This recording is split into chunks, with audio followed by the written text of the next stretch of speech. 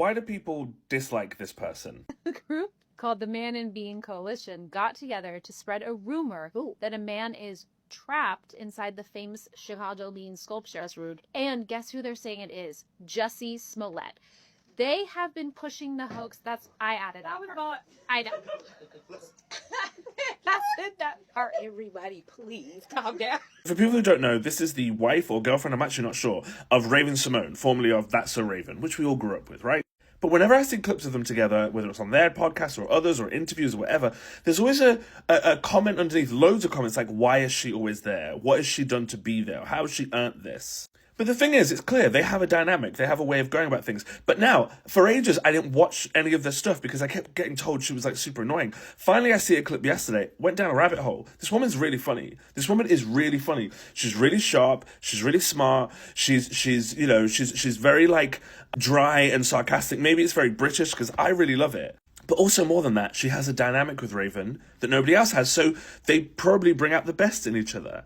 Like, the thing is, if I was going to do a podcast, I'd probably end up doing it with a friend. I'd probably end up doing it with a partner, somebody that I had a chemistry with, that brought out the best of me, and I would try and bring out the best of them too. It just reminds me of this much wider pattern of when we go after partners, particularly wives and girlfriends, of famous people. These famous people will drag these people into the limelight, say, I need you for this, and then those people will get dragged for being in the limelight. Take Bill Burr's wife, for example, right? Everybody loves her in the fan base, but if she ever steps out of line in the way that the fan base thinks she has, they'll remind her that she's just the wife. Even though Bill Burr clearly has no problem with it, that's his partner.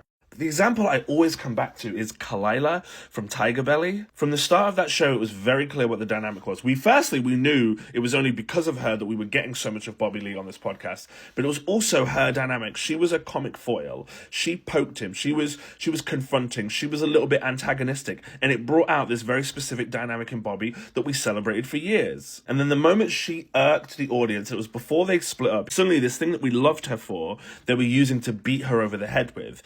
They were saying, like, you're now a bully. All this stuff that we recognized was actually part of the craft of the podcast. We now see you as being a bit of a bully. And so it all just got weaponized against her the minute she stepped out of line. It's like, hold on a minute, we need to remind you, we need to put you back in your place. You're not the famous one. You're not why we're here. Actually, those people are usually why you're here.